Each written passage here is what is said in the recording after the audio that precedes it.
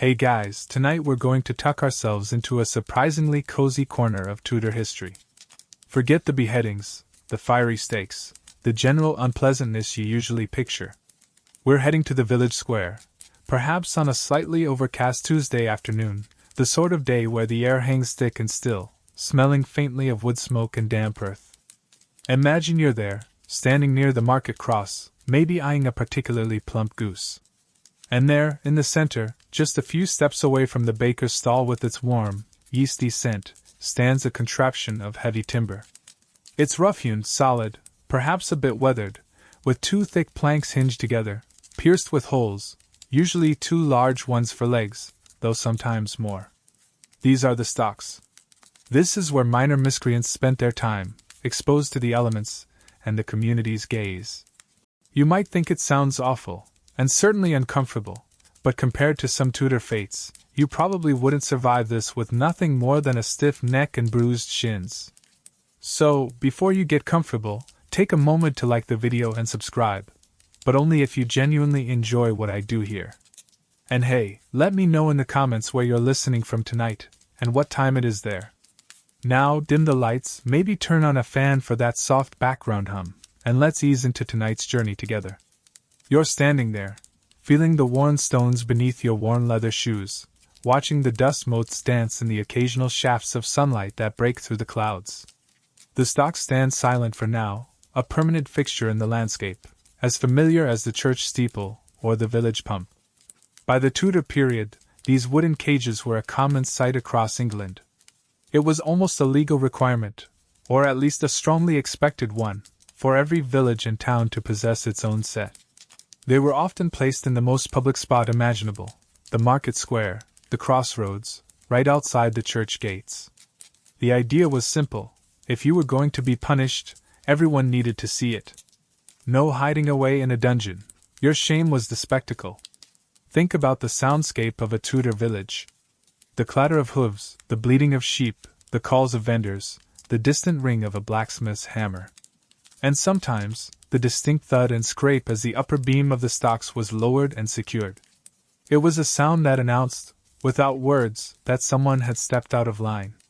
This sound, familiar and perhaps a little unsettling, was a quirky part of the village's daily life, a punctuation mark in the rhythm of buying, selling, praying, and living. It wasn't the terrifying clang of the gallows, but a more mundane, albeit public, declaration of minor transgression. The philosophy behind the stocks was deeply rooted in the Tudor understanding of community and order. They didn't have modern prisons for minor offenses. The goal wasn't necessarily rehabilitation or long-term incarceration. It was about immediate, visible correction and deterrence. The punishment wasn't just the physical discomfort, which we'll get to, but the exposure.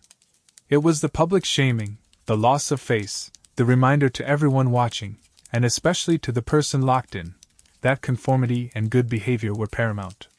It was a form of social control wielded not just by the authorities, but by the community itself, as we'll see when the audience gathers. This reliance on public humiliation as a primary tool for maintaining order was characteristic of the era. It stemmed from a belief that fear of social exclusion and embarrassment could be more powerful than physical pain for certain kinds of offenses. Historians still debate just how effective public shaming truly was in genuinely deterring future crime compared to the threat of harsher physical punishments, or whether it merely reinforced existing social hierarchies and provided entertainment for the masses. Was it a system that truly reformed, or just one that publicly branded? It's a question that lingers, much like the scent of damp wood around the stocks themselves. The stocks weren't designed for serious criminals. You weren't going to find a murderer or a traitor here. Those chaps had appointments with axes or ropes elsewhere. The stocks were reserved for the everyday annoyances, the minor disruptions to the social fabric. We'll delve deeper into these specific crimes in a later section, but think of things like petty theft, maybe swiping an apple from a cart when no one was looking, though even that could sometimes land you in deeper trouble depending on the value. Or perhaps being drunk and disorderly, making a nuisance of yourself after too much ale at the local tavern. Imagine trying to explain that hangover while your feet are locked in wood and your neighbors are pointing. "Oh, just a bit of a headache, Mrs. Higgins. And yes, these are the stocks. Long story." They were also used for things that seem almost quaint today, like breaking the Sabbath by doing forbidden work, or using foul language in public. Swear too loudly in the market square, and you might find yourself contemplating the error of your ways with splinters in your ankles. It was about enforcing a sense of public decency and order, a sort of enforced timeout for adults who hadn't quite grasped the rules of polite society, or the rules of Tudor society, which could be rather particular. The physical construction itself was simple but effective. Two thick, horizontal beams, often made of oak or elm, robust enough to resist struggling. The lower beam rested on supports or was set directly into the ground.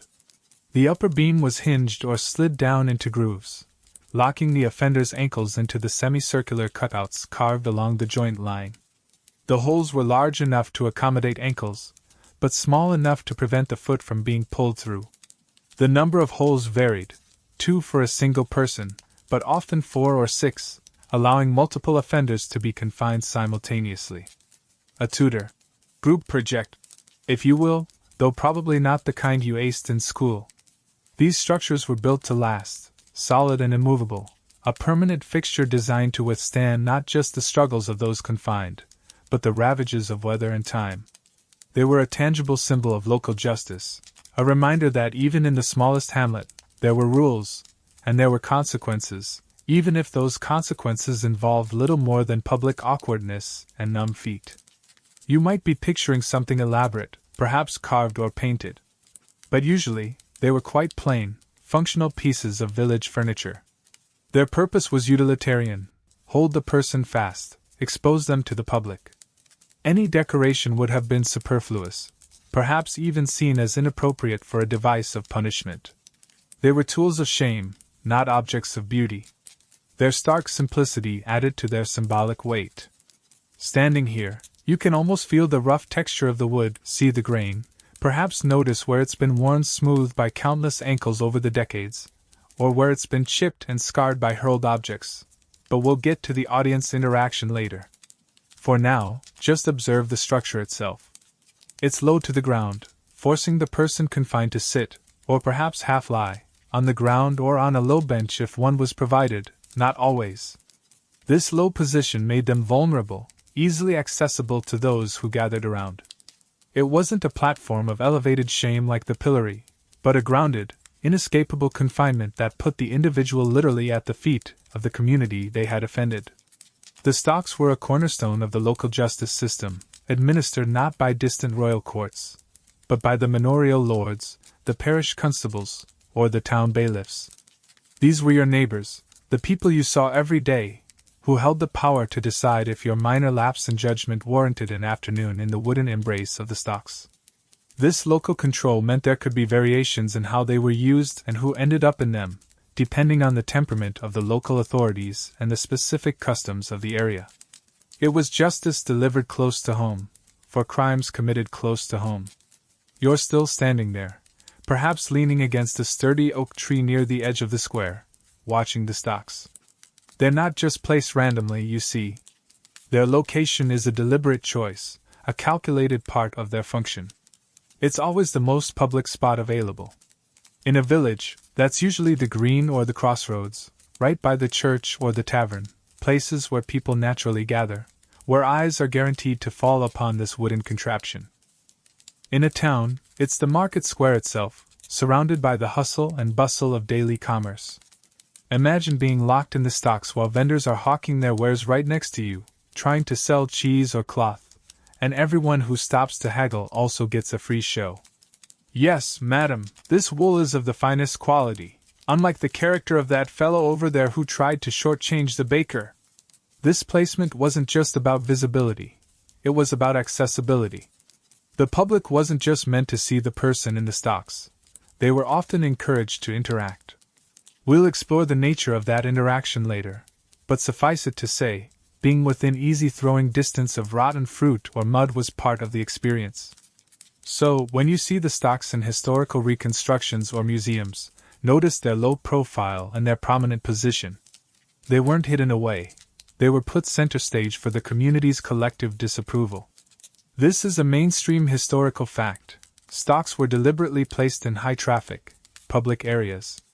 Now, let's look closer at the wood itself.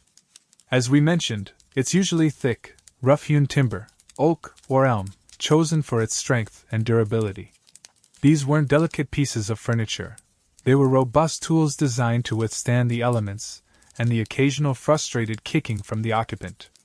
The planks are substantial, perhaps 6 inches thick, maybe even more, and wide enough to cover the legs from ankle to shin or even knee, depending on the design. The holes for the legs are cut into the meeting line of the two planks.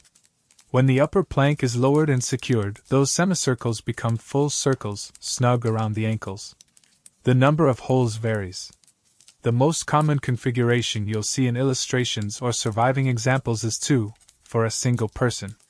But many stocks were built with 4, 5, or even 6 holes, allowing multiple offenders to share the experience. Can you imagine the awkward small talk? "So, what are you in for?" "Oh, just drunkenly insulted the parish priest." "You forgot to ring the market bell at the proper time." Honestly, it could happen to anyone. A quirky tidbit here. Some stocks were designed to hold people by their wrists or even their necks, more akin to a pillory. But the ankle-holding variety was the most common and is generally what people mean when they say stocks. The mechanism for securing the upper plank is usually a simple latch or a pin that slides through holes in the supporting structure. Once that pin is in place, you're not going anywhere. The weight of the timber, combined with the lock pin, makes escape impossible without tools or outside help. It's a low-tech, foolproof system. And because the planks are so heavy, lowering the upper one requires a bit of effort, often a 2-person job for the constable and his assistant. That loud thud we imagined earlier wasn't just symbolic. It was the sound of several hundred pounds of wood dropping into place. Think about the wear and tear on these structures. They were exposed to sun, rain, snow, and frost year-round. They were sat on, leaned against, and occasionally battered by projectiles. Surviving examples often show deep weathering, splits in the wood, and the telltale circular indentations around the leg holes, worn smooth by countless ankles and the occasional struggle. They are physical artifacts that carry the silent history of minor transgressions and public judgment. Historians still debate whether the design of the stocks was primarily focused on simple restraint, or also intended to maximize discomfort. The low position forced the person into an awkward posture, often sitting on damp or cold ground. If there was a bench, it was usually low and hard. Being unable to shift your weight or stretch your legs for hours on end would quickly lead to stiffness, numbness, and pain. Was this intentional cruelty, or just a byproduct of the simplest way to hold someone fast? It's hard to know the precise intent behind every design choice from centuries ago. Some stocks were incorporated into other structures, like the side of a market cross or even built into the wall of a public building. This saved on materials and provided a sturdy backdrop. Others were freestanding, placed on a stone or wooden base to keep the wood slightly off the damp ground, although this wasn't always the case. Imagine sitting directly on the cold, muddy earth on a chilly November day, your feet locked, the wind whipping around you. Not exactly a spa day, is it? The permanence of the stocks is also significant. They weren't temporary structures erected for a specific event. They were fixed features of the landscape, always there, a constant visual reminder of the potential consequences of misbehavior. This permanence reinforced their symbolic power. Every time you walked through the square, you saw the stocks, and you remembered that petty theft, public drunkenness, or breaking the Sabbath could land you right there. It was passive deterrence through ever-present visibility. Even the material itself, wood, speaks to the local nature of this punishment. Wood was readily available in Tudor England. Building stocks didn't require specialized skills or expensive materials that had to be imported. Any competent carpenter could fashion a set. This contributed to their ubiquity. If a village had trees and a carpenter, it could have stocks. It was a punishment system built from the ground up, literally, using local resources for local problems. So, as you picture the scene, see the stocks not just as a historical prop, but as a functional piece of village infrastructure, built sturdy and simple, placed strategically for maximum exposure, and designed to hold fast those who had committed the kinds of minor offenses that disrupted the peace of the community. They are waiting, silent for now, but ready for their next occupant, and the community is ready to watch. You're still there in the square, the stocks standing silent and solid, a fixture in the landscape. We've seen how they were built, where they were placed, always in the most public spot. And that why of the location brings us directly to the heart of the matter, the core philosophy underpinning this whole system: shame as social control. In Tudor England, they didn't have police forces patrolling streets like we do today, or a vast network of prisons for every minor infraction. Maintaining order relied heavily on the community watching itself, and on making examples of those who stepped out of line. The stocks were a primary tool in this strategy. They weren't just about physically restraining someone, they were about making that person a living, breathing object lesson for everyone else. The punishment was the exposure. It was the public humiliation, the loss of dignity, the reminder that your reputation, your standing within the community, was a precious thing, easily damaged by misbehavior. Imagine your face turning bright red as your neighbors walk by, pretending not to see you, or perhaps seeing you very clearly indeed. It was designed to sting your pride more than your ankles, though the ankles would certainly have their turn. This reliance on public shaming stemmed from a deeply ingrained belief that communal disapproval was a powerful deterrent. If you were known to be someone who ended up in the stocks, your word might be doubted, your business might suffer, people might be less likely to trust you or help you out. Your social credit score, if they had such a thing, would plummet dramatically. Though I imagine the Tudor version would involve more pitchforks and fewer algorithms. The shame wasn't just the event itself, but the lingering stain on your reputation. Think about the structure of Tudor society. It was highly hierarchical, yes, but also intensely local. Most people lived their entire lives within a few miles of their birthplace. They knew everyone in their village or town, and everyone knew them. In such a close-knit environment, reputation was everything. Being shamed publicly in the stocks was a profound disruption to your place in that tightly woven social fabric. It was like being tagged with a giant, embarrassing label that everyone could read. A mainstream historical fact about this period is that legal systems placed a strong emphasis on deterrence through public spectacle. Punishments were often carried out in the open precisely so that others would witness the consequences of breaking the law and be discouraged from doing the same. The stocks fit perfectly into this model, offering a relatively mild but highly visible deterrent for everyday offenses. It was the legal equivalent of a parent saying, "If you don't behave, I'm going to tell everyone." Historians still debate just how effective this system of public shaming truly was in the long term. Did it actually reform offenders and prevent future crime, or did it simply alienate them further from the community? Some argue that the public exposure could lead to hardened attitudes, or a feeling of having nothing left to lose, while others suggest that the fear of such humiliation kept many people in line. Was it a system that truly reformed, or just one that publicly branded? It's a question that lingers, much like the scent of damp wood around the stocks themselves, as we mused earlier. This focus on shame also reflects a different understanding of justice than we have today. It wasn't just about punishing the individual. It was about reinforcing community norms and values for the benefit of the whole group. The person in the stocks served as a negative example, a cautionary tale played out in real time. It was a public performance of justice, designed to remind everyone what was expected of them, and what would happen if they failed to meet those expectations. A quirky tidbit related to this is the concept of rough music, or skimmington rides. These were unofficial, community-led forms of public shaming, often involving noisy parades and effigies, used to punish behavior that wasn't necessarily illegal but was considered morally offensive by the neighbors, things like spousal abuse or adultery. The stocks were the official, legal version of this impulse, channeling the community's desire for order and conformity into a sanctioned form of public humiliation. It shows that the appetite for shaming was deeply embedded in Tudor culture, both officially and unofficially. The types of crimes punished by the stocks, which we'll explore in more detail later, further highlight this focus on disrupting community order. They weren't crimes of violence or major theft, but offenses that undermined trust, caused public nuisance, or violated social and religious customs.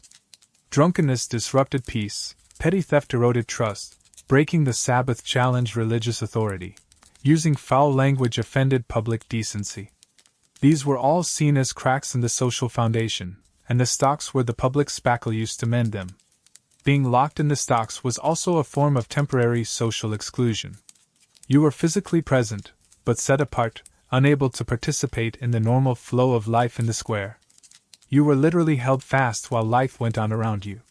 This enforced separation, even for a few hours, underlined the message: you had stepped outside the boundaries of acceptable behavior, and for a time, you were being cast out, albeit temporarily, from the communal embrace.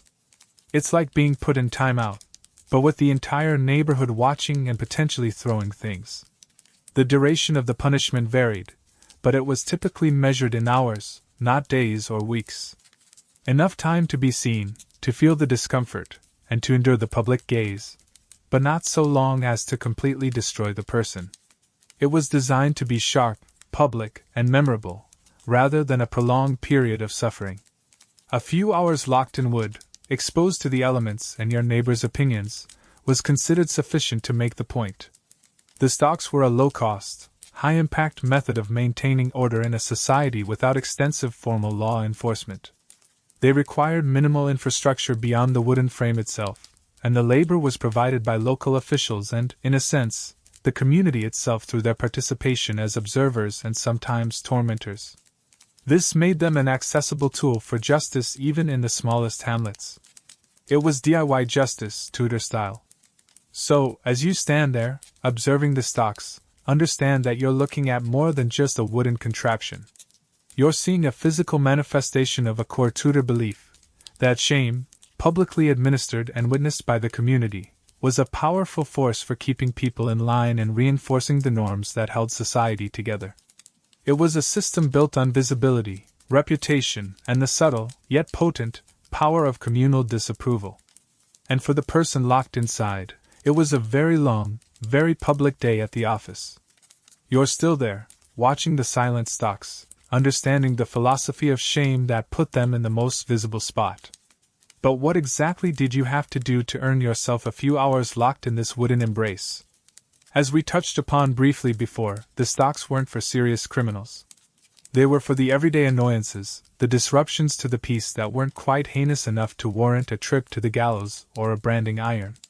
Think of it as the Tudor equivalent of a public service announcement, but instead of "Don't litter," it was "Don't be a nuisance, or you'll end up here." The list of offenses that could land you in the stocks is surprisingly mundane by modern standards, yet deeply revealing of what Tudor society valued and sought to control. One of the most common was public drunkenness. Getting a bit tipsy at the tavern was one thing, but becoming loud, aggressive, or incapable in the village square was a direct affront to public order. You might think a bad hangover is punishment enough, but the Tudors added the stocks for good measure. Imagine trying to nurse a pounding head while your feet are numb and everyone you know is walking past, maybe even offering unhelpful commentary or, worse, laughing. Rough night, Thomas? It was less about the drinking itself and more about the disorder it caused. Petty theft was another frequent flyer to the stocks. We're not talking about stealing a horse or breaking into a house; those were capital offenses. We mean truly petty things. Maybe you swiped a loaf of bread from a baker's cooling rack when no one was looking, or pilfered a few apples from a market stall. The value of the stolen goods was key here. If it was small enough, the stocks might be deemed sufficient punishment, combined with perhaps having to repay the value or receive a whipping before or after the stocks. It was a way to punish minor dishonesty without resorting to the ultimate penalty, a mainstream historical fact about the Tudor legal system's tiered approach to crime. Breaking the Sabbath was also a common reason to find your feet held fast. Sunday was meant for church and rest, strictly observed. If you were caught working, trading, or engaging in overly boisterous recreation on the Lord's Day, you could face the stocks. This wasn't just a religious rule, it was a social one, enforced by the community and local authorities. It shows how intertwined religious observance and civil order were in Tudor England. It's like being put in timeout for trying to mow your lawn on a Sunday, except everyone in the neighborhood is watching and judging. Disorderly conduct in general was a broad category. This could include fighting in public, making excessive noise, using offensive language, or generally being a public nuisance. Swearing loudly, especially blaspheming, was seen as a serious offense against God and public decency. A particularly quirky tidbit is that some areas had specific bylaws against things like playing certain games on Sunday, or even gossiping maliciously. Though proving malicious gossip might be tricky, landing someone in the stocks for it wasn't unheard of if the gossip caused significant disruption. Imagine getting put in stocks for subtweeting your neighbor in Tudor times. Another area ripe for stocks punishment was minor fraud or cheating, particularly in market settings. We'll explore dishonest tradesmen in more detail later, but basic things like using slightly inaccurate weights or measures, or trying to pass off poor quality goods as superior, could result in a stint in the stocks. This was about maintaining fair trade and trust within the community marketplace. It was a warning to others: honesty in commerce was expected, and deviation would be publicly punished. Historians still debate the extent to which these punishments were consistently applied across England. Were some magistrates stricter than others? Did the same offense in one village lead to the stocks, while in another it resulted in just a fine or a warning? It's likely there was significant local variation, depending on the temperament of the local lord, the constable, and the prevailing customs of the area. Was the system primarily about rigid enforcement of rules, or more about maintaining a flexible, community-specific sense of order? It's a question that highlights the decentralized nature of Tudor justice. Think about the sheer inconvenience of these crimes leading to the stocks. You didn't just get a fine or a criminal record. You lost potentially half a day or a full day of work, income, and freedom, all while being subjected to public scrutiny. For someone living hand-to-mouth, even a few hours in the stocks could have significant economic consequences, adding a layer of hardship to the humiliation. It wasn't just a slap on the wrist, it was a public, time-consuming ordeal. The stocks were also sometimes used for minor offenses related to vagrancy, though persistent or sturdy beggars often faced harsher treatment like whipping. If you were a known local who was simply being a bit of a persistent nuisance or minor beggar, the stocks might be used as a public warning and a temporary deterrent. Again, it was about managing low-level disruptions to the social order. So, when you picture someone in the stocks, don't necessarily imagine a hardened criminal. More likely, it was your neighbor who had too much ale on Saturday night, or the baker who skimped a bit on the weight of your loaf, or perhaps someone who just couldn't keep their mouth shut and swore in front of the wrong person. These were the crimes of the commonplace, the minor infractions that chipped away at the veneer of good order, and for which the Tudor solution was a public, uncomfortable, and hopefully very embarrassing timeout. It was a system designed to make you think twice before you next decided to cheat the butcher or swear at the vicar. So, you've committed your minor offense. Maybe you had one too many Alesh and decided to give the vicar a piece of your mind, or perhaps that baker's loaf looked just too tempting. The constable has escorted you, perhaps with a gentle shove, to the village stocks we've been observing. You're standing there, feeling a knot of anxiety tighten in your stomach as the heavy timber is lifted. And then, the moment of truth. You're instructed, or perhaps forced, to place your feet into the semicircular cutouts in the lower beam. The upper beam, heavy and rough, is lowered down, slotting into place and completing the circles around your ankles. Thud. That sound again. You're held fast. The initial sensation is one of solid, inescapable confinement. Your feet, normally free to carry you wherever you please, are now pinned. You can't walk away, you can't even really shift your weight much. Your ankles are snug, perhaps a little too snug, against the rough wood. Any attempt to pull free quickly reveals the futility of the effort. The wood is too strong, the holes too small to allow your foot to pass through. You are, quite literally, rooted to the spot. Now, think about your posture. The stocks are low to the ground. This means you're forced into an awkward, seated or half-reclining position. If you're lucky, there might be a low bench or a pile of straw to sit on, but often you'd be sitting directly on the cold, hard, and potentially damp ground. Try sitting on concrete for a few hours without being able to shift your legs. It doesn't take long before stiffness sets in. Your knees are bent, your feet are out in front of you, locked together. You can't stretch your legs, you can't stand up to relieve the pressure. Your back might start to ache from the unnatural slump. The discomfort isn't usually acute pain, at least not at first. It's a creeping numbness, a growing stiffness, a dull ache that spreads from your ankles up your legs. Your circulation might be slightly restricted, leading to pins and needles or a cold sensation, especially in chilly weather. Imagine trying to get comfortable when every position feels wrong, and the only thing you can do is wait. You could try leaning back, but the ground is hard. You could try leaning forward, but that just puts strain on your back and ankles. It's a punishment of forced stillness and awkwardness. A quirky tidbit here.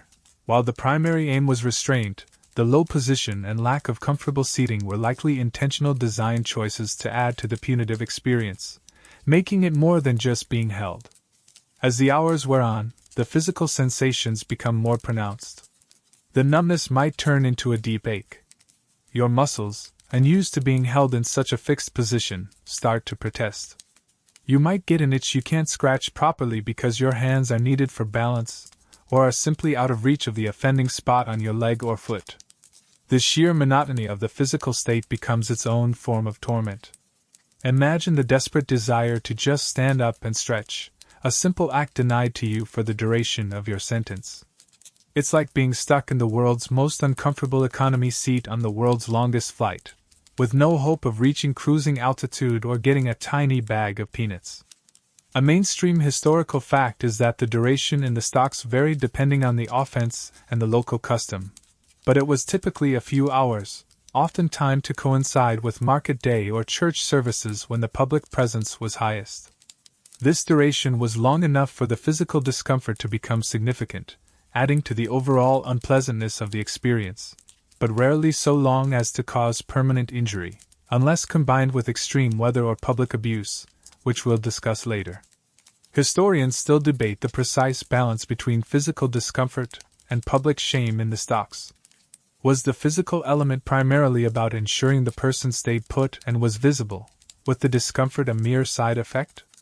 Or was the discomfort a deliberate part of the punishment, intended to add physical suffering to the psychological sting of humiliation? It's difficult to definitively separate the two, as the physical limitations inherently contributed to the feeling of helplessness and exposure that fueled the shame. Beyond the stiffness and numbness, you also have to contend with the elements. Are you in the sun? You'll bake. Is it raining? You'll get soaked and chilled. Is it windy? You'll be buffeted. We'll touch on the weather more specifically later, but it's a significant factor in the physical experience. There's no shelter, no escape from whatever the Tudor sky decides to throw at you. You are at the mercy of both the community and the climate. And let's not forget the indignity of needing to use the facilities. Trapped with your legs locked, your options are limited. This aspect, while rarely detailed in historical accounts, would undoubtedly have been a significant source of physical discomfort and profound embarrassment, adding another layer to the punitive nature of the stocks. It's the kind of thing that makes you really regret that extra pint. Even the act of trying to talk or interact with the crowd is physically constrained. You're stuck facing primarily one direction, low to the ground, making eye contact difficult and forcing you to crane your neck if someone is standing behind you. Your body language is entirely dictated by the wooden beams holding your ankles. You can't fidget, you can't pace, you can't retreat. You are a static object in the public space. So, while the stocks might seem mild compared to the gallows or the rack, the physical experience was far from pleasant. It was hours of enforced discomfort, stiffness, numbness, aching, exposure to weather, and the sheer inability to move freely. This physical reality, combined with the psychological weight of public exposure, made the stocks a genuinely unpleasant, albeit often non-injurious, form of punishment. Your feet are held fast, and your body is left to deal with the consequences, hour after hour, under the unblinking gaze of your neighbors. Your feet are held fast, the wood pressing against your ankles, the stiffness already starting to creep up your shins. You're grounded, unable to move freely, stuck in that awkward low position. And then you hear it. The murmur of voices. The shuffling of feet. The stocks, remember, are placed in the most public spot for a reason. And the reason is gathering. The audience starts to arrive. Not a formal crowd, not like for a hanging or a public reading of a proclamation, but the everyday flow of people in the square. The baker stepping out from his shop, wiping flour on his apron. The farmer's wife on her way to the market with her basket. Children, always children, drawn by curiosity like moths to a flickering candle. Neighbors. People you know. People you owe money to.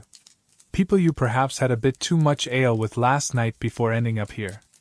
This isn't a passive audience. This is the community, come to witness justice being served, to see you, their neighbor, exposed and humbled. They stand around, forming a loose semicircle, sometimes closer, sometimes keeping a polite, or perhaps not so polite, distance. They point. They whisper. They stare. And yes, they laugh. Oh, they laugh.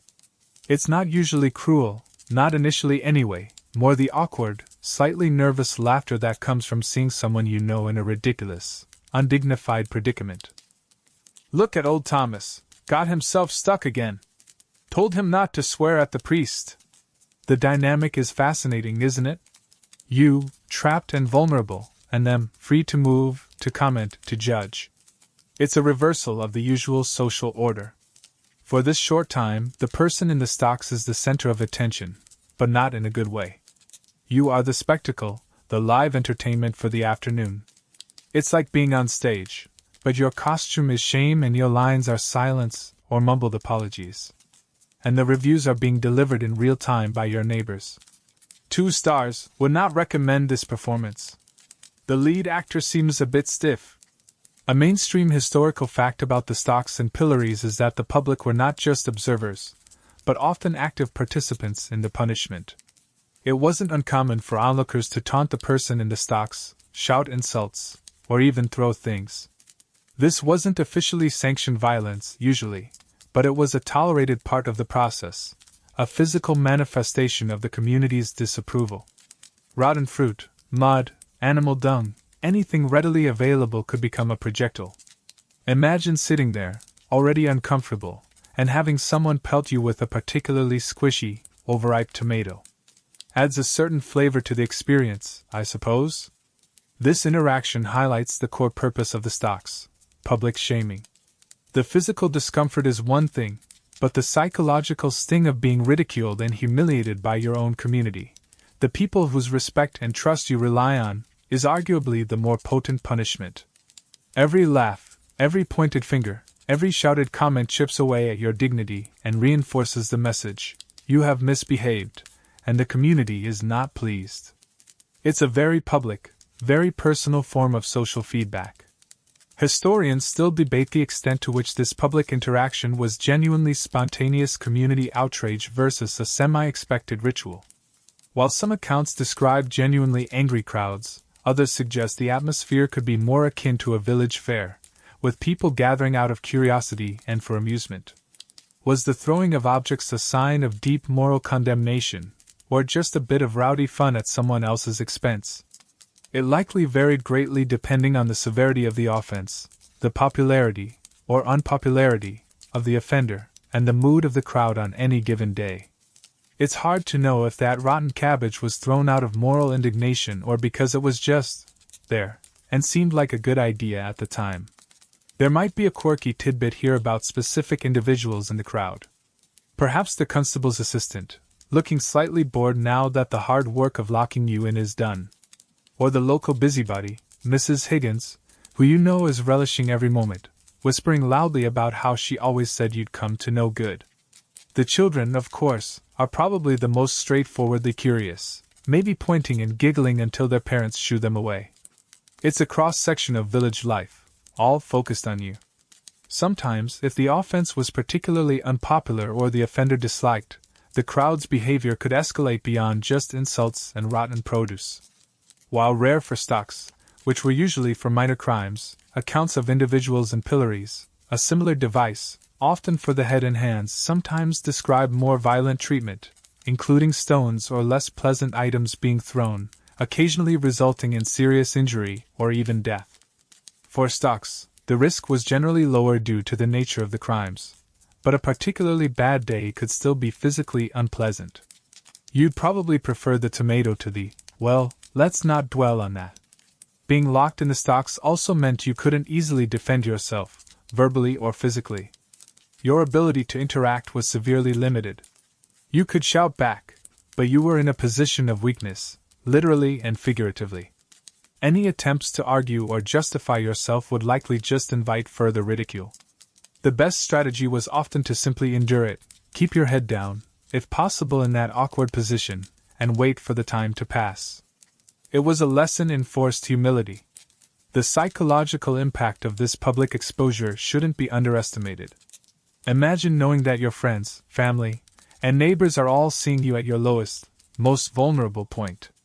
This shame was intended to be a powerful deterrent, not just for the individual, but for everyone watching. It was a clear message: this is what happens when you break the rules. Do you want this to be you? Probably not. The discomfort of the wood and the weather were temporary. The memory of the public shame would linger long after your feet were free. The sounds of the audience become part of the experience too. The individual comments might blend into a general hubbub. The laughter, the shuffling, maybe the thud of something hitting the stocks or landing near you.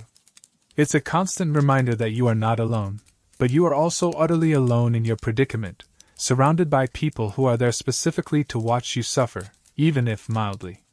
It's a strange, uncomfortable intimacy forced upon you and your community.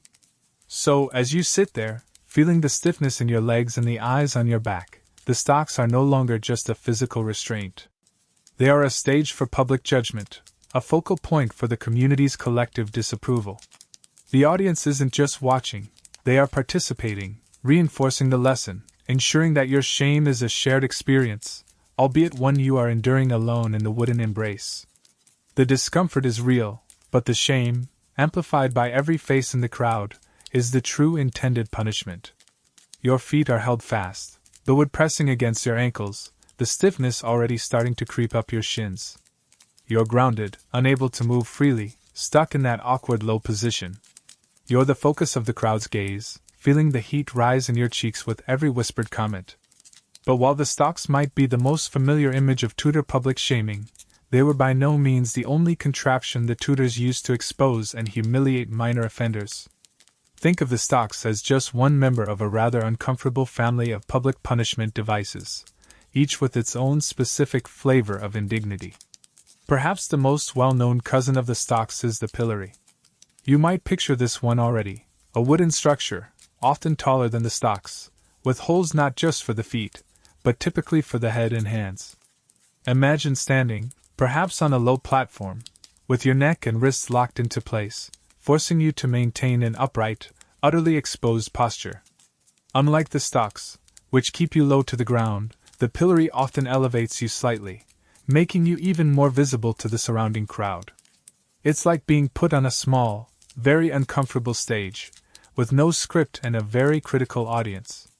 The physical experience in the pillory would be different from the stocks. Instead of aching legs and numb feet, you'd likely feel strain in your neck and shoulders from keeping your head steady, and numbness or tingling in your hands and arms from the restricted circulation at your wrists. You couldn't slump or sit, you were forced to stand or kneel awkwardly for the duration of your sentence. And with your face and hands exposed, you were even more vulnerable to the crowd's less than gentle interactions. A mainstream historical fact about the pillory is that it was often considered a more severe punishment than the stocks, particularly because of the increased exposure and the types of crimes it was used for. While the stocks were for general nuisances and petty theft, the pillory was more commonly associated with crimes involving deception, fraud, and false statements. Think of perjurers, forgers, cheating merchants, especially those selling faulty goods or using false weights. We'll touch on this specifically later, but the pillory was a popular choice here, and sometimes even those spreading seditious rumors or committing minor forms of libel. It was a punishment designed to literally put a face to the lie or the deceit, exposing the perpetrator to the community they had tried to trick or mislead. Imagine trying to talk your way out of that situation with your head stuck in a board. "Honestly, Your Honor, I just found this slightly underweight loaf." Then there's the cucking stool, sometimes called the ducking stool. This one sounds exactly like what it is, a chair, often mounted on a long wooden arm or beam, designed to be used for public humiliation, sometimes involving being repeatedly plunged into water.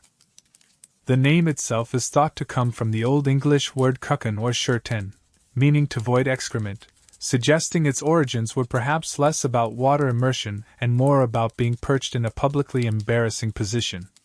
A quirky tidbit here is that while the ducking stool became synonymous with being dunked, the cucking stool initially might have just been a chair where offenders were tied and exposed to public ridicule without the aquatic element. The cucking stool was overwhelmingly used for women, specifically those deemed scolds or common brawlers, women who were considered unruly, gossipy, argumentative, or who nagged their husbands excessively. It was also used for dishonest brewers or bakers, though less frequently than for women accused of disrupting the peace with their tongues. This highlights a gendered aspect of Tudor justice, where certain punishments were specifically targeted at controlling female behavior that deviated from societal expectations of submissiveness and quietness. Imagine the scene: a woman strapped into a chair, perhaps arguing all the way, then summarily dumped into the nearest pond or river, soaking wet and utterly humiliated. It was a very physical, very public way of saying, "Quiet down!" The experience of the cucking stool was entirely different from the static confinement of stocks or pillory. It involved the shock of cold water, the physical jolt of being dunked, and the sheer indignity of being made thoroughly wet and exposed in public. There was also the potential danger, albeit usually minor, of the dunking process itself. Unlike stocks or pillory, which were fixed features, the cucking stool often involved a more dynamic element of movement, drawing a crowd specifically to see the action. Historians still debate the effectiveness of these different shaming devices as deterrents. While the stocks and pillory were relatively mild in terms of physical harm compared to whipping or branding, the psychological impact of the intense public humiliation could be profound. Was the fear of ridicule and ostracism truly enough to keep people in line? Or did these punishments simply reinforce social hierarchies and provide entertainment for the masses, without necessarily reforming the offender? It's a question that probes the very nature of punishment and its goals in Tudor society. Comparing the three, the stocks offered confinement low to the ground, primarily restraining the legs, used for everyday nuisances and minor theft. The pillory offered upright confinement of head and hands, often elevated, used for crimes of deception and fraud. The cucking stool offered seated exposure, often with the added element of water immersion, primarily used for scolds and sometimes dishonest traders. Each device was tailored, in a sense, to the type of offense and, in the case of the cucking stool, sometimes the gender of the offender. They were all tools of public spectacle, relying on shame and community disapproval to enforce order. You could say the stocks were the mildest, the pillory a step up in exposure and potential for physical abuse from the crowd, as your face was more accessible, and the cucking stool a different kind of shock altogether, physically jarring and deeply humiliating, especially if you were dunked multiple times. Imagine trying to explain that to your friends afterwards. "Oh, just got back from the market. Picked up some bread, saw old Thomas in the stocks again, and Mrs. Higgins got dunked for complaining about the price of eggs. Just a typical Tuesday, really." These devices weren't just about punishing the individual. They were performances for the community. Every time someone was placed in the stocks, pillory, or on the cucking stool, it reinforced the boundaries of acceptable behavior for everyone watching. It was a visible, tangible lesson in the consequences of stepping out of line, whether that meant cheating your neighbor, swearing too loudly, or daring to have too strong an opinion if you were a woman. They were physical symbols of social control, standing ready in the public square, a constant reminder of the watchful eyes of the community and the authorities. And so, as you sit there in the stocks, feeling the wood against your ankles and the gaze of the crowd, remember your cousins in shame. Somewhere, perhaps not too far away, Someone might be in a pillory with a sign around their neck detailing their fraud, or perhaps a woman is being wheeled towards the pond on a cucking stool. You're all part of the same system, bound by wood and public disapproval, serving as object lessons in conformity for the benefit of Tudor society. It's a family reunion you probably wished you'd RSVP'd. No, to. You're still there, feeling the phantom ache in your ankles from imagining yourself in the stocks, perhaps still hearing the echoes of imagined laughter and thrown tomatoes. You understand what the stocks were, why they were used, shame, and what sort of minor offenses could land you there. You've even compared them to their slightly nastier cousins, the pillory and cucking stool. But who held the key? Who decided that you, specifically, deserved this particular public humiliation? Who was the one to lower that heavy upper beam and lock you in? This wasn't a job for the King's Judges riding circuit, dispensing high justice for major crimes. The stocks were firmly in the realm of local justice, administered by local people for local problems. The authority to order someone into the stocks typically rested with the manorial lord or his steward, the town bailiff, or crucially, the Justice of the Peace, JP. These were the pillars of local power, the individuals responsible for maintaining order and enforcing the law within their specific area, be it a village, a manor, or a borough. Think of them as the neighborhood watch coordinator, the mayor, and the local magistrate all rolled into one, but with significantly more timber-based punishment options. The person most directly involved in the process, the one who would likely apprehend you and physically put you in the stocks, was the parish constable. This was a thankless, often unpaid, and compulsory role for a respectable local man, usually appointed for a year. The constable was the closest thing to a police officer the village had. He was responsible for keeping the peace, reporting crimes, and carrying out the orders of the JPs or manorial courts. Imagine being appointed constable. Suddenly, your neighbors aren't just people you share ale with. They're potential offenders you might have to arrest and then lock in the stocks you probably helped maintain. It certainly adds a layer of awkwardness to the village fate. A mainstream historical fact is that the vast majority of minor criminal and civil matters in Tudor England were dealt with at the local level, either in manorial courts, for rural areas, or borough courts, for towns, or increasingly, by the justices of the peace meeting in quarter sessions or petty sessions. The power to use the stocks was delegated to these local authorities. They didn't need permission from London. They decided based on local bylaws, customs, and their interpretation of common law. This decentralization meant justice could be swift, but also potentially inconsistent. So, how did it work? Let's say you were caught being drunk and disorderly. Someone, perhaps the innkeeper you were bothering, or a concerned neighbor, or even the constable himself if he witnessed it, would report the offense. The constable would then apprehend you. Your case might be brought before the next sitting of the manorial court, or more likely by the later Tudor period, you'd be taken before a justice of the peace. The JP, often a local gentleman or landowner, would hear the accusation and your response, perhaps call witnesses, and then deliver a verdict and sentence. For a minor offense like this, the sentence could very well be a few hours in the stocks. No lengthy trial, no jury of your peers, unless it was a manorial court presenting the offense, just a relatively quick decision by a local authority figure. A quirky tidbit about constables is that their duties were incredibly varied and often dangerous. Beyond dealing with local drunks and petty thieves, they had to pursue vagrants, serve warrants, collect taxes, organize watch patrols, and even help raise hue and cry against more serious criminals. And they did this without a uniform, often without pay, and with only the authority of their office and perhaps a staff as their tools.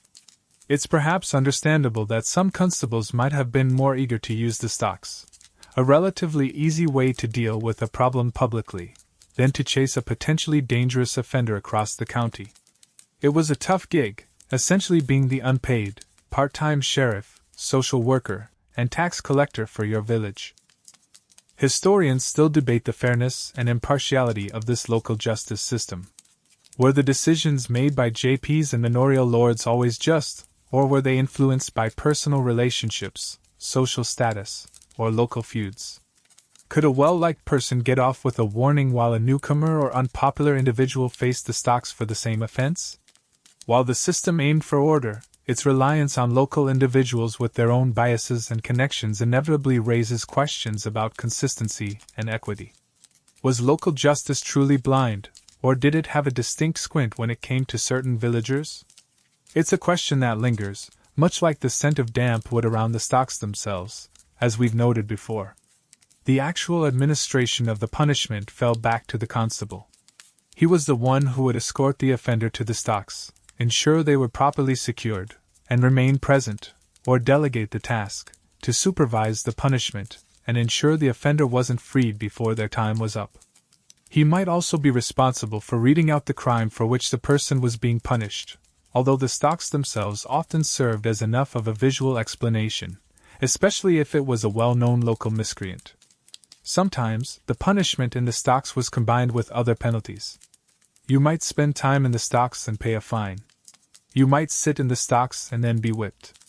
You might sit in the stocks with a sign around your neck detailing your crime, adding another layer of explicit shame. The JP or court had discretion in tailoring the punishment to the offense and the offender, within the bounds of the law and local custom. It wasn't a one-size-fits-all system, though the stocks themselves were a fairly standardized piece of hardware. The decentralized nature of this justice meant that while the stocks were a common punishment across England, their precise usage, the duration of the sentence, and the types of minor crimes deemed worthy of them could vary from place to place. A JP in one county might be particularly strict on Sabbath breaking, while another might focus more on regulating market behavior. This regional variation, which we'll touch on later, was a direct result of the local administration of these laws.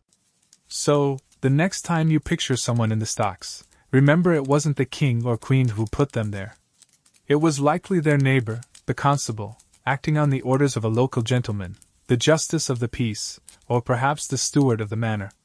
It was justice delivered on your doorstep, decided by people you knew, and administered by someone who might live just down the lane. This made the shame all the more personal, the authority all the more immediate. You weren't just breaking an abstract law, you were offending the sensibilities and disrupting the order of your own small corner of the world, and your community, through its appointed officials, was letting you know about it in no uncertain terms. You're sitting there, in your mind's eye, feeling the phantom pressure on your ankles, contemplating the local justice system that put you there. You understand it's your neighbors, the constable and the JP, who hold the keys. And you might be thinking, okay, so this was for the village drunk, the petty thief, the loudmouth, the kind of people who already lived a bit on the margins, right? Surely not anyone respectable? It's a common assumption that the stocks were exclusively for the lowest rungs of Tudor society, the vagrants, the beggars, those with nothing left to lose. But like many simple assumptions about history, the reality is a little more nuanced, and perhaps a little more uncomfortable. While it's absolutely true that the stocks were frequently used for the poor, the unemployed, and those without fixed abode, people who often had less social standing to lose, they weren't exclusively for this group. The stocks were a tool for punishing minor offenses that disrupted public order or violated communal norms, and those norms applied, to a degree, across certain social boundaries. If you were a tradesman, a minor official, perhaps even a yeoman farmer, you weren't immune if you committed the right kind of transgression in the wrong kind of place. Imagine you are a moderately successful baker. You own your shop, employ an apprentice, perhaps even sit on the parish council. You're respected. But you get caught using weights that are consistently a few ounces light, cheating your customers out of the full measure of bread. This isn't just a minor business dispute. It's a breach of trust, a violation of the communal expectation of fair dealing in the market. For this, a justice of the peace might well decide that a fine isn't enough. You need to be made an example of. And where better to make an example of a dishonest baker than right there in the market square, your feet locked in the stocks, while the very people you cheated walk past, perhaps holding your slightly underweight loaves. This is a mainstream historical fact. While disproportionately affecting the poor, public shaming punishments like the stocks and pillory were also used for tradesmen or others of slightly higher status who committed offenses related to their work or public conduct, particularly those involving deceit or disruption. It wasn't just about punishing the individual. It was about regulating behavior that impacted the community's economic or social stability, and that regulation needed to be visible. Think about the impact of being in the stocks if you did have a reputation to maintain, a business to run, or aspirations for local office. For a vagrant, a few hours in the stocks, while uncomfortable and unpleasant, might not significantly alter their already precarious social standing. But for our baker, or perhaps a minor parish official caught drunk and swearing during a public event, the shame would be devastating. It would be the talk of the village for weeks, potentially damaging their business, eroding trust among neighbors, and making any future social or political ambitions much harder. The punishment wasn't just the physical confinement, it was the reputational damage, and that damage was arguably more severe for someone with more reputation to lose. Historians still debate the extent to which social status influenced the likelihood of being sentenced to the stocks for a given offense. While the law might theoretically apply to all, were JPs or manorial lords more lenient towards people they knew, or those from families they respected? Or conversely, were they sometimes harsher, seeing the offense by someone of standing as a greater betrayal of community trust? It's difficult to quantify, but it's likely that discretion played a significant role, and a quick apology and promise to do better might have worked for some where it wouldn't for others. Was the system truly about equal justice, or did it bend depending on who you knew?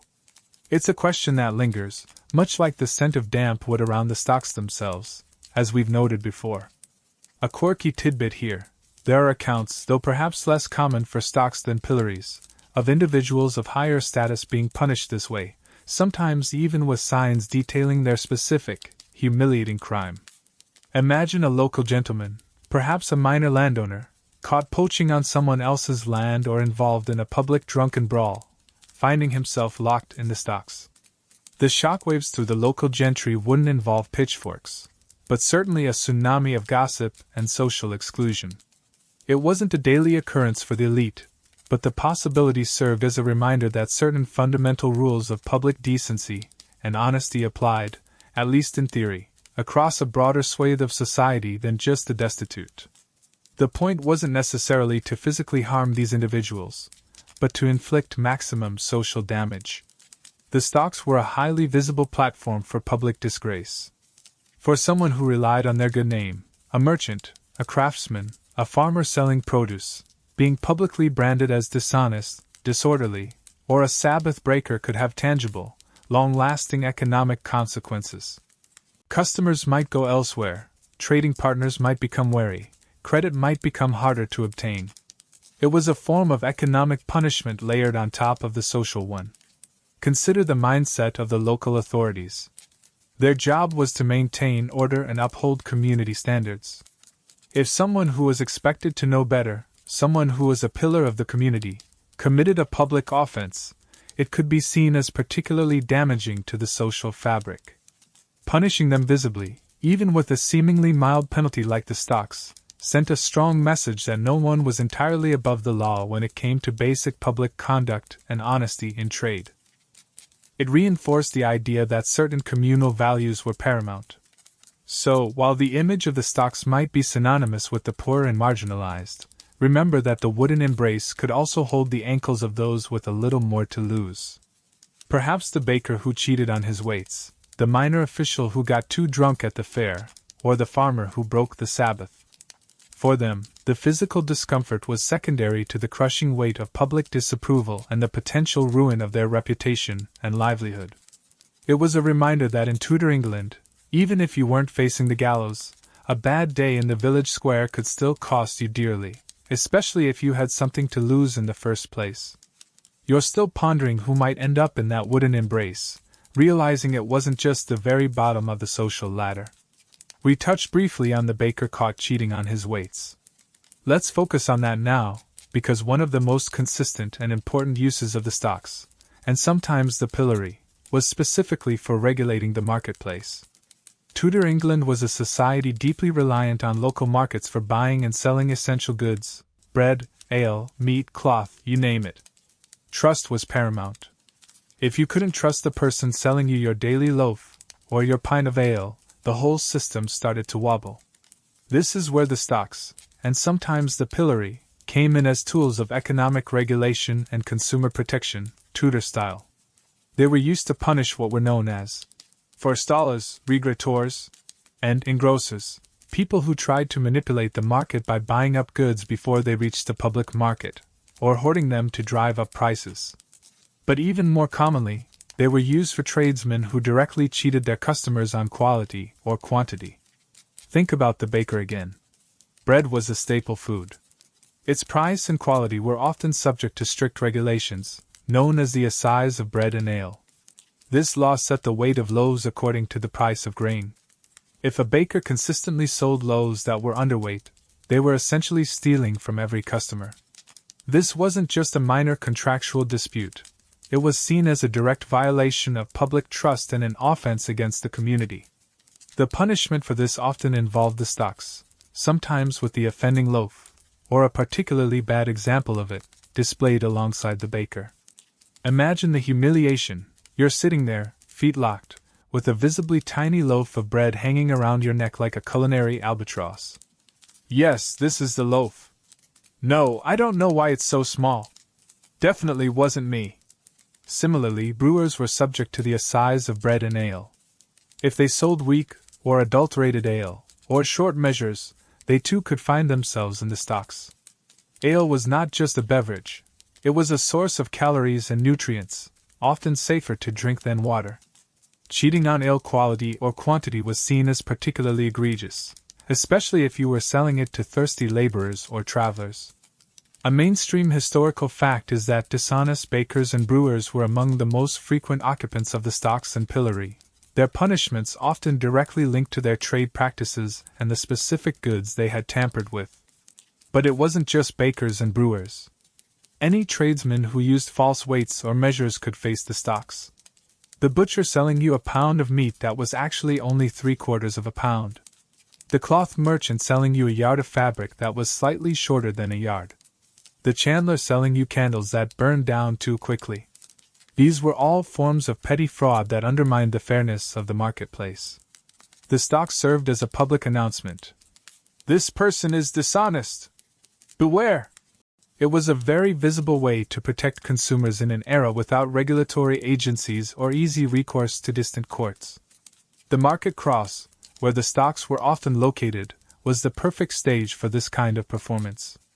Historians still debate the long-term effectiveness of these punishments in truly stamping out dishonest practices. While a stint in the stocks might deter an individual for a while, did it create a culture of widespread honesty? Or did tradesmen simply become more cunning in their cheating? Was the fear of public shame enough to outweigh the potential profits from deceit? Or did it primarily serve as a way for authorities to be seen doing something about the problem without fundamentally altering the economic pressures that might lead to such practices? It's a question that highlights the ongoing tension between punishment, deterrence, and the realities of economic life. A quirky tidbit related to this is the specific nature of the evidence. Sometimes, the offending goods themselves were used in the punishment. For a dishonest baker, it might be the underweight loaf. For a cheating butcher, perhaps the false weights would be displayed. For a seller of rotten meat, they might even be forced to sit near the stocks with the unsaleable produce. This added a layer of specific, visual proof to the public shame, making it abundantly clear to everyone exactly what the person had done wrong. See that rotten sausage? Yeah, he tried to sell that. And now he's in the stocks. Don't buy his sausages. The use of stocks for tradesmen also highlights the communal aspect of Tudor justice. These were not victimless crimes. Every time a baker sold an underweight loaf, a specific customer or multiple customers were cheated. Every time a brewer watered down ale, someone paid for something they didn't receive. The community was the direct victim, and the community was invited to witness and participate in the punishment. It was a form of collective redress, albeit one focused on shaming the perpetrator rather than direct financial compensation for the victims. Think about the impact on the tradesman's business. Being seen in the stocks for cheating would be devastating. Customers rely on trust, especially in a small community. If your neighbors saw you publicly shamed for using false weights, would they continue to buy from you? Probably not, if they had other options. The stocks weren't just a temporary physical discomfort. They were a potential death sentence for your livelihood, adding a layer of economic ruin to the public disgrace. It was a punishment designed to hit you where it hurt, both in your pride and your purse, by destroying the trust essential to your trade. It's like getting a 1-star Yelp review, but instead of just being online, it's physically displayed in the town square with you next to it. The severity of the punishment could vary. A first offense might result in a few hours in the stocks. Repeat offenders, or those whose cheating was particularly blatant, might face the pillory, considered more severe, remember, or even whipping, in addition to the stocks. The local authorities had discretion, but the principle was clear.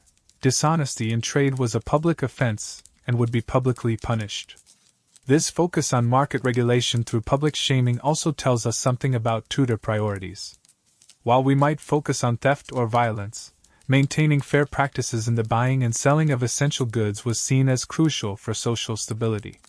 Ensuring that people got what they paid for, and that prices weren't unfairly manipulated, was a key function of local governance. The stocks were a visible, accessible tool to help achieve this, a constant reminder to tradesmen that the watchful eyes of the community and the authorities were upon them. So, next time you think of the stocks, don't just picture a drunkard or a petty thief. Imagine the baker, head down, perhaps covered in a bit of flour, sitting next to his shame loaf.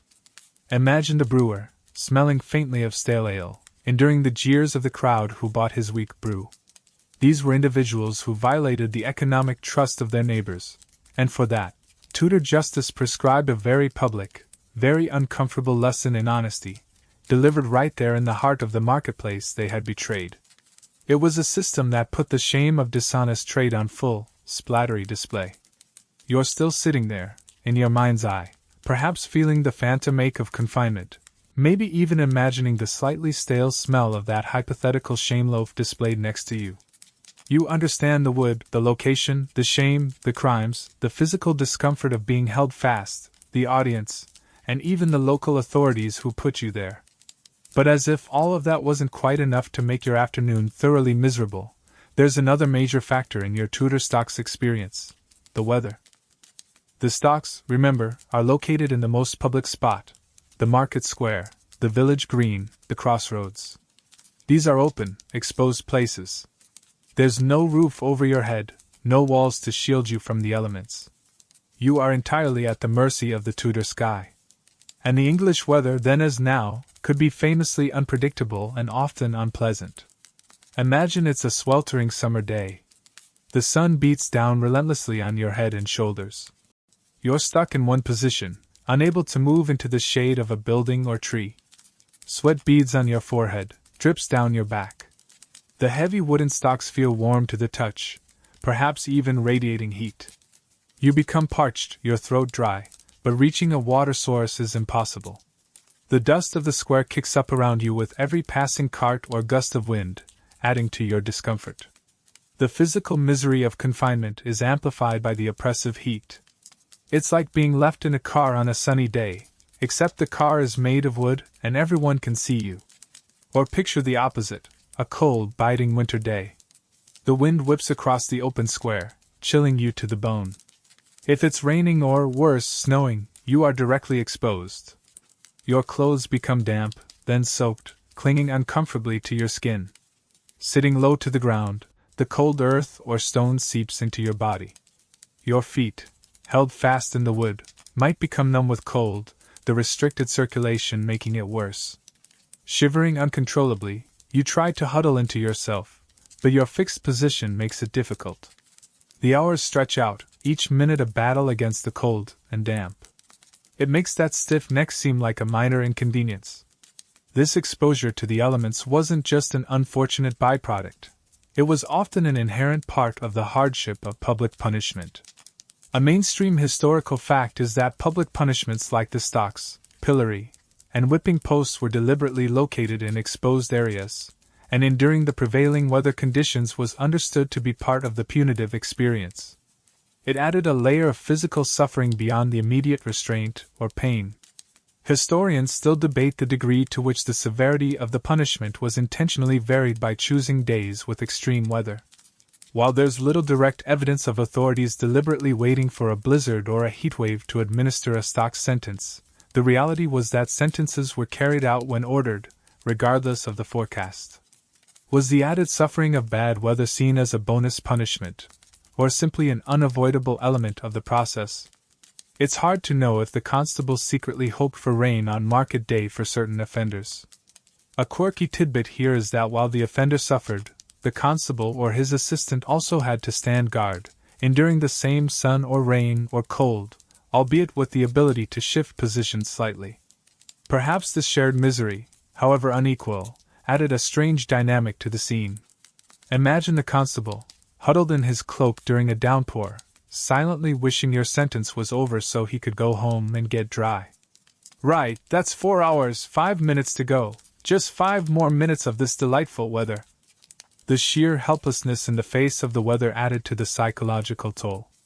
You couldn't pull up a hood, seek shelter under an awning, or stamp your feet to keep warm. You were stuck, passive, enduring whatever nature threw at you, on top of the public shame and physical discomfort of the stocks themselves. It was a multi-layered unpleasantness. Consider the sensory experience. The glare of the sun in your eyes, the feeling of rain plastering your hair to your head, the sting of wind on exposed skin, the smell of damp wool or linen, the sound of rain drumming on the ground or wind whistling around the structures in the square. These weren't just background details. They were integral to the physical reality of being in the stocks. They amplified the feeling of vulnerability and exposure. Even moderate weather could become uncomfortable over several hours. A light breeze is pleasant for a few minutes, but constant wind can be tiring and chilling. A cloudy day might seem mild, but sitting on cold stone or damp earth for hours can quickly lead to discomfort. The lack of control over your environment was key. You couldn't make yourself more comfortable, you just had to take it. For someone already weakened by illness, poor diet, or other hardships, enduring hours in extreme weather could be genuinely dangerous, potentially leading to hypothermia or heat stroke. While the stocks were generally considered a mild punishment, the combination of confinement, exposure, and pre-existing conditions could elevate the risk, though severe outcomes from just the stocks and weather were likely uncommon compared to harsher punishments. The weather also influenced the audience. On a beautiful day, a larger crowd might gather, increasing the intensity of the public shaming. On a miserable day, the crowd might be smaller or more transient, perhaps limiting the reach of the public disgrace, but leaving the offender to suffer the physical discomfort in more isolated misery.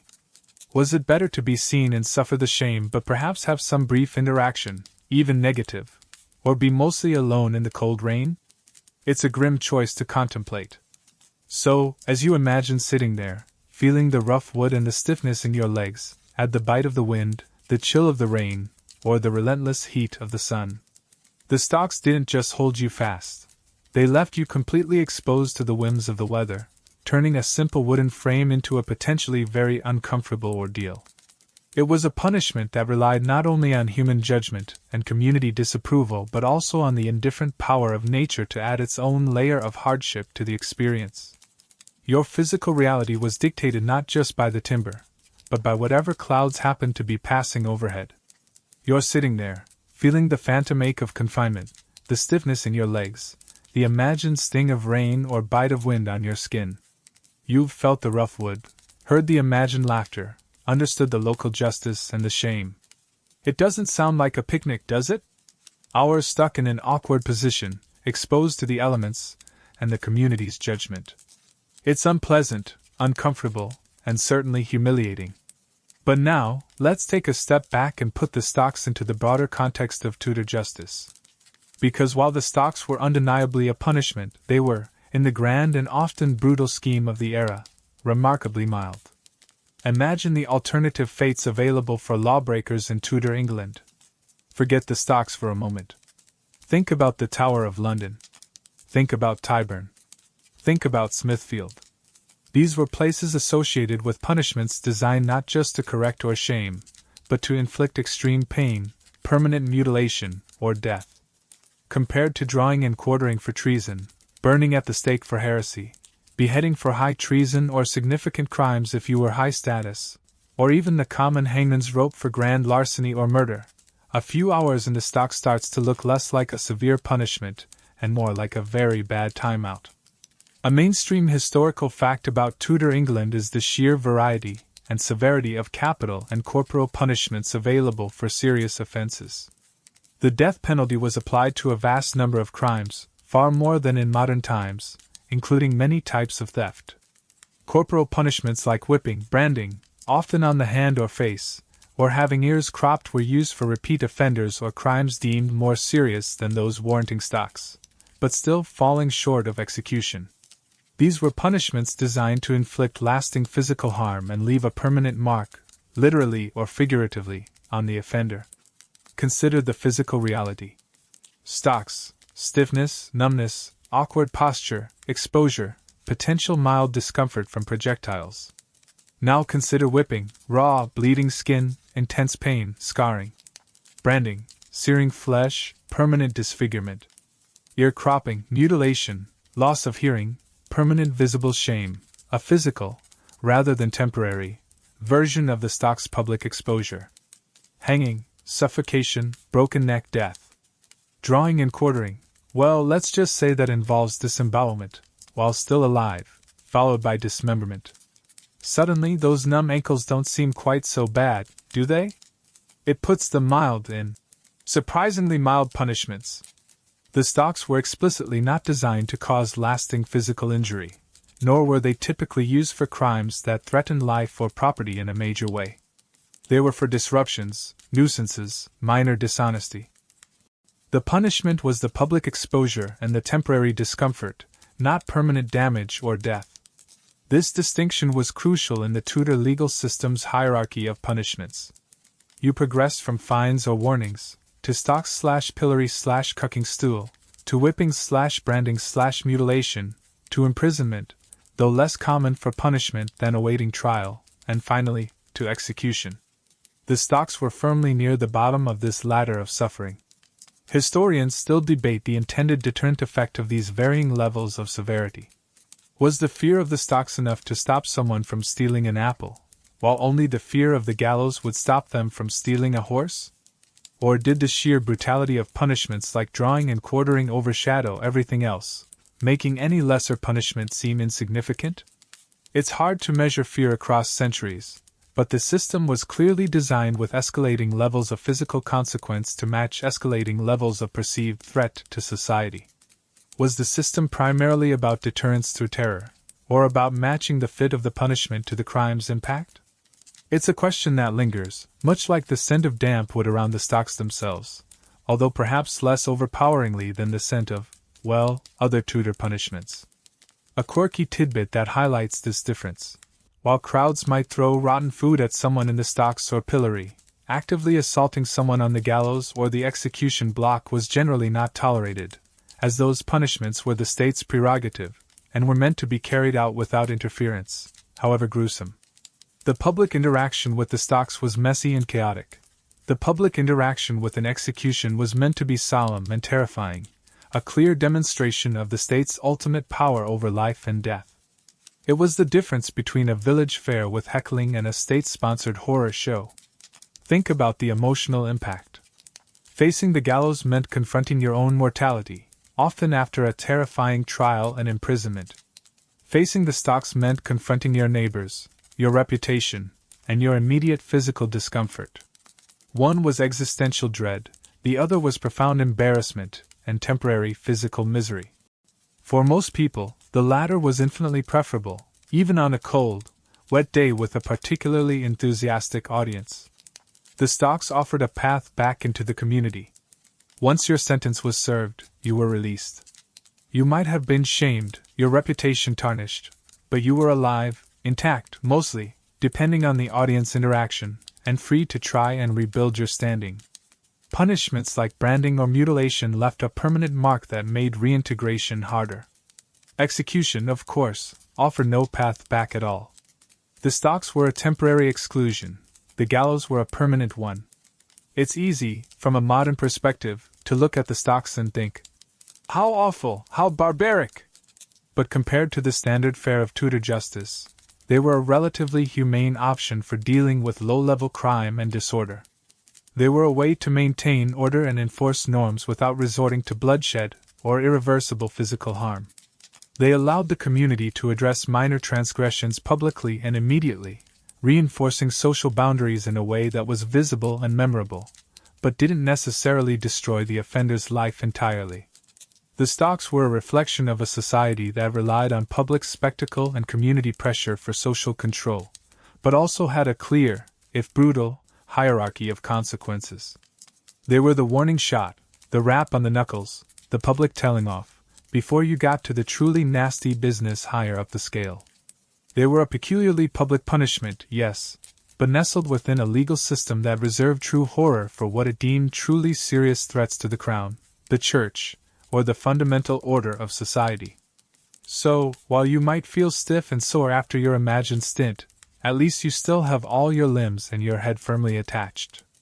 Which, in Tudor England, was a significant win. So, you've survived your imaginary stint in the stocks, feeling relatively intact compared to some of the other, far nastier fates Tudor England had in store. You understand the stocks as a concept, the public shame, the minor discomfort, the local justice. But while the idea of the stocks was widespread, a common fixture across the landscape, it wasn't a monolithic, perfectly standardized system. Just as villages and towns had their own unique quirks and customs, so too did their stocks, and the way they were used vary from place to place. Think about the sheer geography of England in the Tudor period. Travel was slow and difficult. Communication wasn't instantaneous.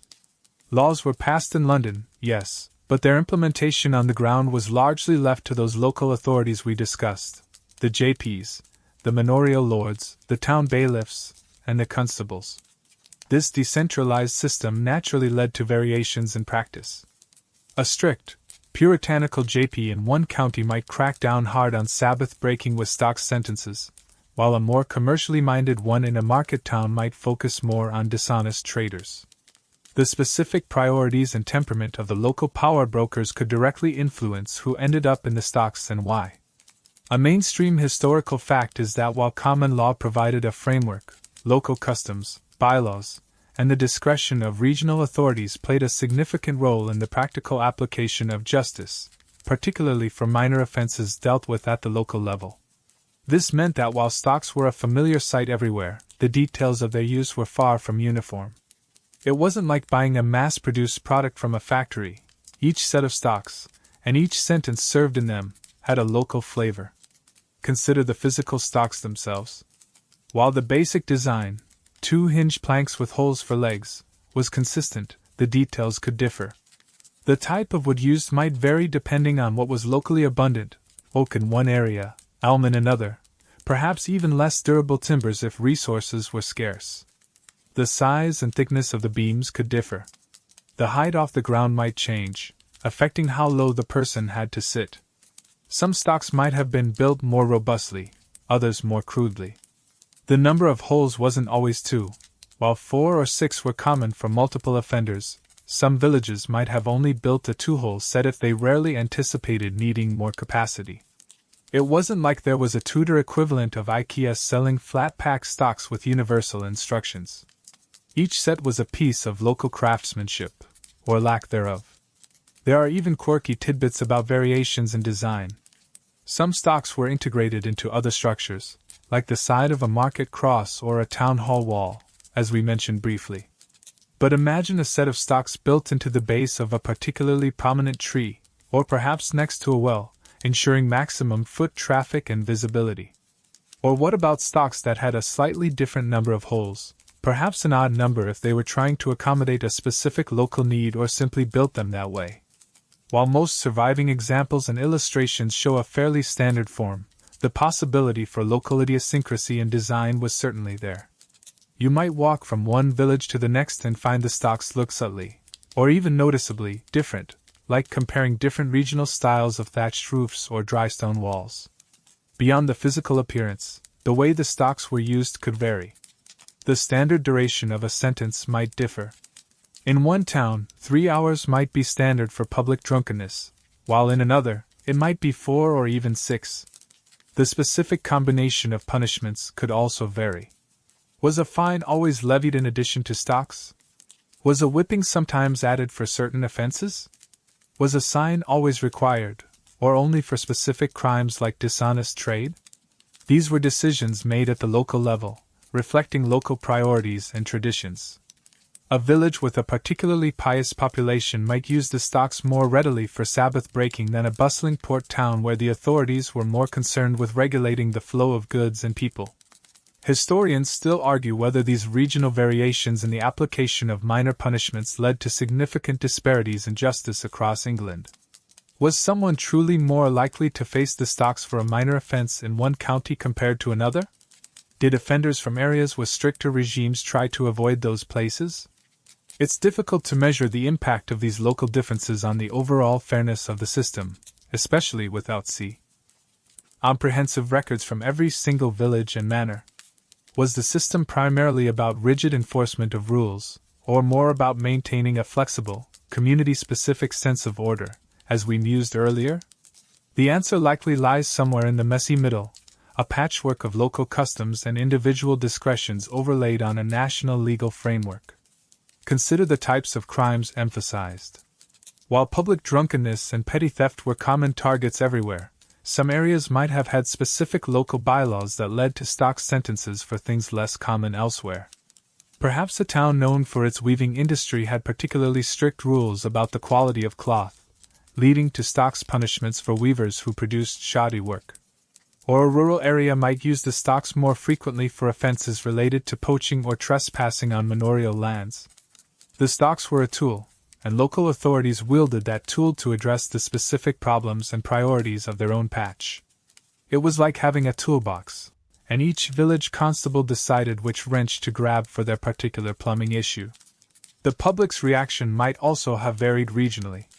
While throwing things and shouting insults seems to have been a widespread phenomenon, the intensity and nature of this interaction could have differed depending on the local culture and the specific circumstances.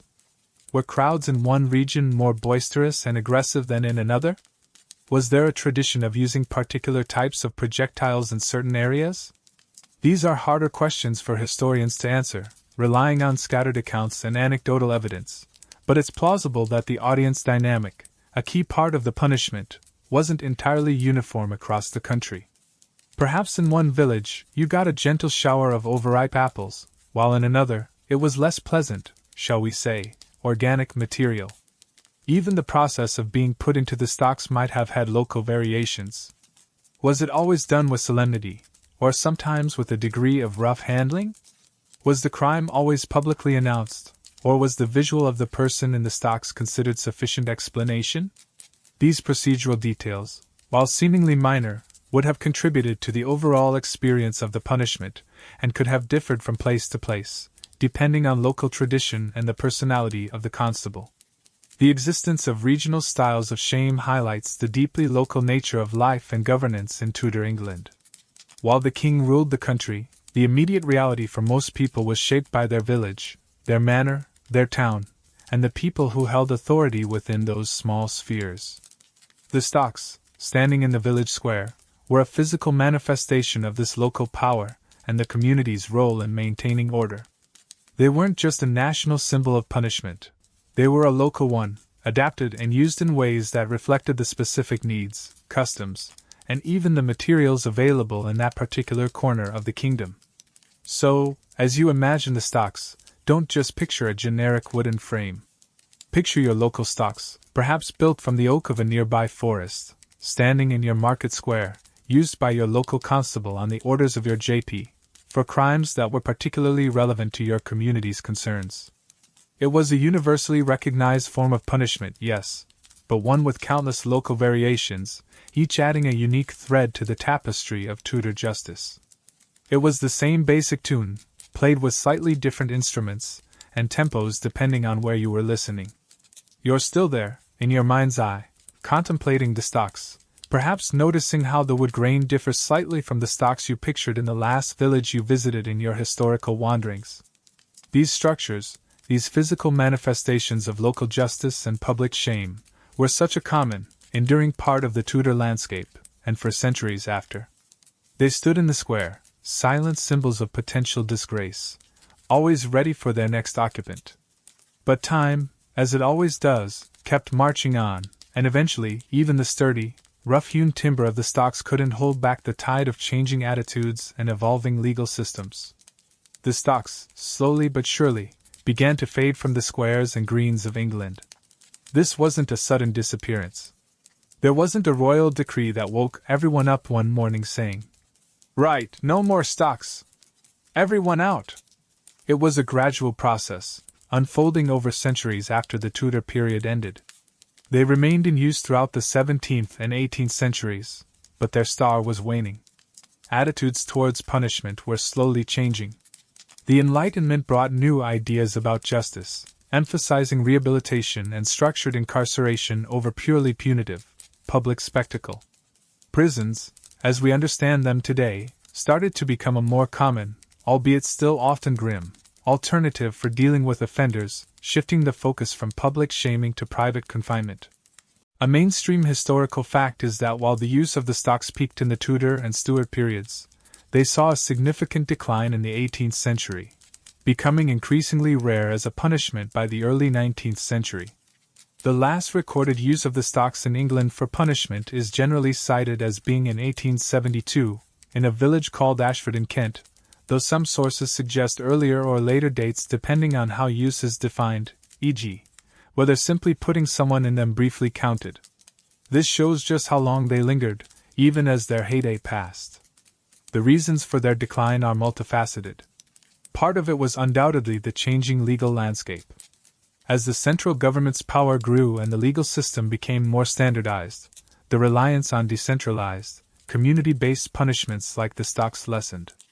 Justices of the peace continued to operate, but their powers and the context in which they exercised them evolved. There was also a growing sense among reformers and the educated elite that public shaming was perhaps not the most effective or humane way to deal with minor offenders. Was it truly reforming people, or just degrading them? This question became more prominent in public discourse. Historians still argue whether the decline was driven more by changing legal philosophy and the rise of the prison system, or evolving social sensibilities that found public humiliation increasingly distasteful or ineffective. Was it a top-down change driven by legal reformers, or a bottom-up shift in community tolerance for such spectacles? It's likely a bit of both, with national trends influencing local practices, and local experiences shaping broader attitudes. It's hard to pinpoint the exact moment the collective consciousness decided, "You know what? Maybe making Thomas sit in the rain isn't actually helping anyone." The rise of professional police forces, albeit much later, also played a role. As law enforcement became less reliant on unpaid, temporary constables and more on dedicated officers, the methods of dealing with minor offenders changed. A fine or a night in a local lockup became more common than a public spectacle in the stocks. It was perhaps less disruptive to the flow of the market square, and certainly less entertaining for the crowds. Another factor was simply the changing nature of some of the crimes. While drunkenness and petty theft persisted, other offenses like Sabbath breaking became less strictly enforced over time as religious practices evolved. The specific market regulations that often led to stocks sentences also changed or were enforced differently. The targets of the stocks were shifting, and other methods were becoming preferred. Think about the sensory experience of the stocks in decline. The lively sounds of the audience gathering, the shouts and jeers, the thud of the beam, those sounds became rarer. The stocks stood empty more often than not. The wood, once perhaps kept in reasonable repair, might start to show signs of neglect. Cracks would deepen, moss might grow on the beams, the paint, if there ever was any beyond a basic tarring, would peel. They became less a functional tool of justice and more a piece of aging village furniture, blending into the background. A quirky tidbit that illustrates their fading role. In some places, the stocks were eventually moved from their prominent location in the market square to a less central spot, perhaps near the old workhouse or even just tucked away somewhere out of the way. They went from being center stage to backstage, a physical representation of their declining importance. In other cases, they simply stayed put, but the community's interaction with them changed. Instead of gathering to jeer at an offender, people might lean against them while chatting, children might play on them, or they might become a backdrop for village events, their punitive past momentarily forgotten or treated as a quaint historical curiosity. Imagine using the stocks as a place to rest your basket while you chat about the price of butter, oblivious to the hours of discomfort they once represented. As the 19th century wore on, the stocks became increasingly seen as an outdated, even slightly embarrassing relic of a harsher, less enlightened time. They were associated with a form of justice that relied on public humiliation in an era that was beginning to favor more formal, institutional methods of control. While some traditionalists might have lamented their passing, most people likely accepted the shift towards other forms of punishment. The public appetite for such displays waned, or perhaps found new outlets, though maybe not quite as physically messy as throwing rotten fruit. The eventual disappearance of the stocks from most public squares marked a significant, albeit gradual, shift in the relationship between the community, crime, and punishment. Justice moved indoors, into courtrooms and prisons, away from the direct, often messy, participation of the public. The spectacle of punishment became less about communal shaming and more about state-controlled confinement and correction, at least in theory. So, while the stocks were a defining image of Tudor and post-Tudor minor punishment, their story isn't one of eternal presence. It's a story of slow decline, of changing laws, evolving social norms, and the gradual replacement of public shame with institutional confinement. The sturdy wooden frames remained for a long time, silent witnesses to a fading era of justice, eventually becoming little more than historical curiosities, their original purpose largely forgotten by the generations that walked past them in the modernizing squares. The thud of the beam was replaced by the quieter click of a prison lock, and the jeers of the crowd by the sterile silence of a cell. So, the sturdy timber of the stocks, once a constant, looming presence in the village square, gradually became less a tool of justice and more a relic of a bygone era. They stood empty more often than not, silent witnesses to the changing ways England dealt with its minor miscreants. The thud of the beam, the jeers of the crowd, the discomfort of the occupant, these sounds and sensations slowly faded from the everyday soundscape, replaced by the quieter hum of a modernizing world. But even as the stocks ceased to be a living part of the legal system, they didn't entirely disappear. They left echoes, lingering in history books, museums, and even in the physical landscape itself.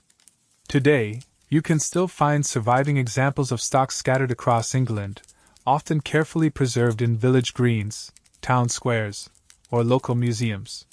They stand as tangible links to the past, physical reminders of a time when justice was public, immediate, and deeply intertwined with community life. You might see them roped off, perhaps with a small sign explaining their history. They are objects of curiosity now, something to pause and look at, maybe even pose for a photograph with, though perhaps not in the awkward, low-to-the-ground position of the original occupants. A quirky tidbit here is that some historic sites or tourist spots even have replica stocks specifically for visitors to sit in and take pictures, turning a former instrument of shame into a form of light-hearted entertainment, a far cry from the genuine discomfort and humiliation endured by their Tudor predecessors. Imagine explaining to a Tudor baker that in the future, people would pay to sit in fake stocks for fun. He'd probably think you were mad, or perhaps trying to sell him something with false weights. The symbolism of the stocks endures, too. They represent a particular approach to crime and punishment, one focused on public exposure, community judgment, and shame as a deterrent. They are a symbol of local justice, delivered close to home by familiar faces. They evoke an image of a time when social control was less about institutions and more about the watchful eyes of your neighbors. This is a mainstream historical fact. Despite their practical disuse, the stocks have retained a powerful symbolic presence in cultural memory, representing historical forms of public punishment and social control. Historians still debate the legacy of the stocks and similar public shaming devices. Was the fading away of the stocks a clear sign of progress, a move towards a more humane and effective justice system? Or did something valuable get lost when justice moved indoors, away from the public eye and the direct involvement of the community? While modern sensibilities recoil at the idea of public humiliation, some argue that the stocks, for all their flaws, fostered a strong sense of communal responsibility for order and provided a visible consequence for minor misbehavior that is perhaps lacking in today's system of fines and often unseen penalties. Was the shift away from public shaming purely beneficial, or did it weaken the visible connection between crime and its consequences in the community? It's a question that prompts reflection on the very purpose of punishment, a debate that lingers long after the stocks themselves fell silent. The stocks also serve as a reminder of the hierarchy of Tudor punishments. When you see them, you're seeing the mild end of the scale, the public telling off before things got truly horrific. They prompt us to consider what crimes were considered serious enough to warrant public shame, but not physical mutilation or death. They tell us about the value Tudor society placed on public order, honesty in trade, and conformity to social and religious norms, even in the smallest matters. They show us a world where reputation was paramount, and losing face in the village square could be a fate worth fearing, perhaps even more than the temporary stiffness in your ankles.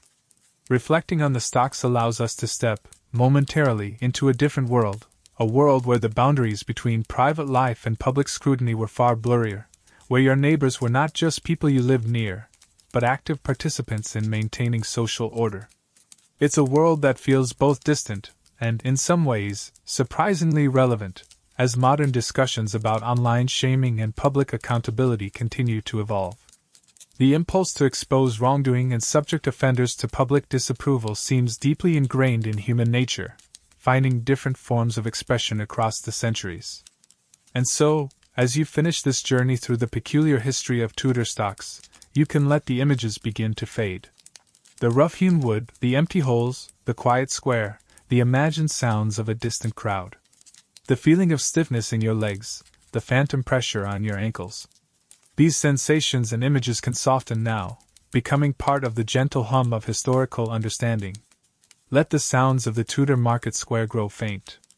The bleating sheep, the hawking vendors, the distant hammer, the occasional, now rare, thud of the stocks. Let them all recede into the quiet background. You are safe now, tucked away from the public gaze, far from the reach of any local constable or disapproving neighbor. The stocks are empty, the square is quiet, the day is done. There's nothing left to do but settle deeper into your comfort, let your body relax, and allow your mind to drift gently away from the wooden embrace of Tudor history. The past is secure in its place, and you are here, in the quiet present, ready to rest. Sleep well.